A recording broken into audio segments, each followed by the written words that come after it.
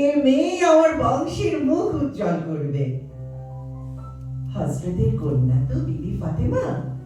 একটু বড় হয়ে নিজের নামের মহত্ব বুঝতে শিখেছি, একটু গর্ব ছিল সেই জন্য।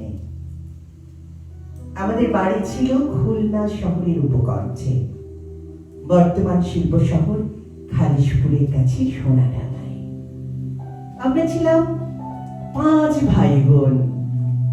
স্কুল থেকে বাড়ি ফিরে সবাই দুধ ভাত খেতাম, তারপর ছুটতাম খেলতে। পাড়ার মেয়েরা মিলে দৌড়ঝাঁপ করতাম, ছুটির দিনে পুকুরে বাজি ধরে পার ওপার করতাম সবাই। কত সুন্দর ছিল সেই দিনগুলো। এভাবেই চলছিল জীবন।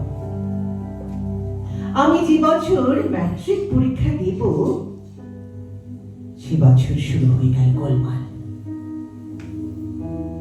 পাকিস্তানিদের গোলামি আর করব না। আমাদের দেশ থেকে দস্যুরা সব কেড়ে নিয়ে যাচ্ছে।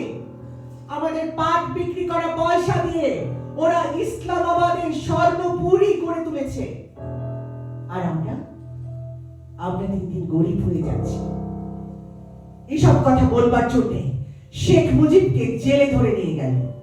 সঙ্গে আরো মিলিটারি বাঙালি অফিসার ও রাজনৈতিক নেতাকেও গ্রেফতার করলো। বলল, শেখ মুজিব ভারতের সঙ্গে যোগ সাজশে পাকিস্তান ধ্বংস করতে চেয়েছিল। মামলার নাম হলো আগরতলা ষড়যন্ত্র মামলা। বাবা, সে কি মিটিং, মিছিল, বক্তৃতা, স্লোগান! কাছেই খালিশপুরে বিহারি ভর্তি। ওরা সবসময় কেমন যেন দাম্ভিক আচরণ করত, বড় তুচ্ছতাচ্ছিল্য করত আমাদের। এবার এলো নির্বাচনের পালা। সে কি আনন্দ! সব ভোট বঙ্গবন্ধুর। তখন আর তিনি শেখ মুজিব নন, বঙ্গবন্ধু শেখ মুজিবুর রহমান। মিটিং করতে খুলনা এসেছিলেন। এক নজর দেখবার জন্য আমরা সব ভেঙে পড়েছিলাম।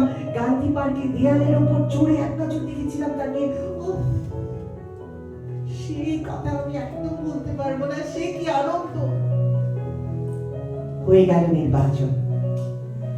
বঙ্গবন্ধু হবেন এবারের সমগ্র পাকিস্তানের প্রধানমন্ত্রী। এইবার দেখবো ওই বিহারের বাচ্চাদের। ওই নাসির কথায় কথায় বলে বাঙালি কুত্তা। 25শে মার্চ পাকিস্তানের সকল বন্দুক, কামান, ট্যাঙ্ক গর্জে উঠল বাঙালি হত্যার জন্য। বঙ্গবন্ধু বন্দী হলেন।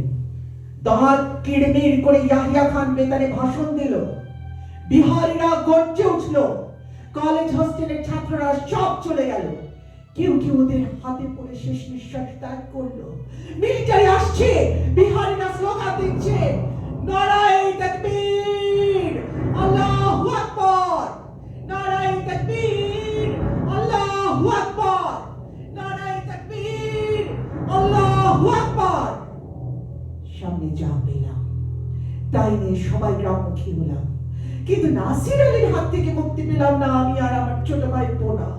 পোনাকে কোলে নিয়ে আমি দৌড়াচ্ছিলাম, তাই পিছনে পড়ে গিয়েছিলাম। ধরে ফেলল আমাকে। আমারও গায়ের জোর কম না। ওর সঙ্গে ধস্তাধস্তি করছে দেখে হঠাৎ পোনাকে তুলে একটা আছাড় মেরে দিল। ওর মাথা ফেটে মগজ বেরিয়ে গেল। আমি চিৎকার করে কেঁদে উঠলাম। নাসির আরো 2-3 জনকে সঙ্গে নিয়ে আমাকে টেনে হিচড়ে নিয়ে চললো ওদের বাড়ির দিকে। ওই দিন ওই বস্তিতে বাপ ছেলে একই মেয়ের ওপর বলাৎকার করেছে। শুনেছেন আপনারা কখনো? ওই পিশাচরা তাও করেছে। আমি একা নই, আমাদের সোনাডাঙ্গা থেকে মা মেয়েকে এনেছে একসঙ্গে। দুজনকে পরস্পরের সামনে ধর্ষণ করেছে তারা। 4-5 দিন পর আমাদের একটা খোলা ট্রাকে করে যশোর নিয়ে এলো। নাসিরের লোকজন আমাকে সমানে পিটিয়েছে। পানি পানি বলে চিৎকার করলে মুখে প্রস্রাব করে দিয়েছে তারা।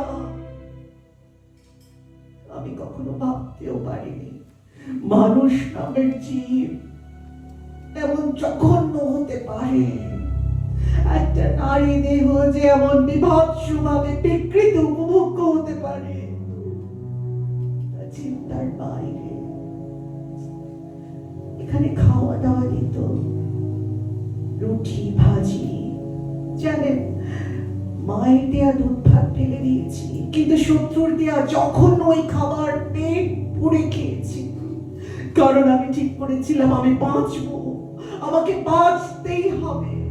আমার ভাই বোনার হত্যার প্রতিশোধ আমি নেবই, নেবই আমি।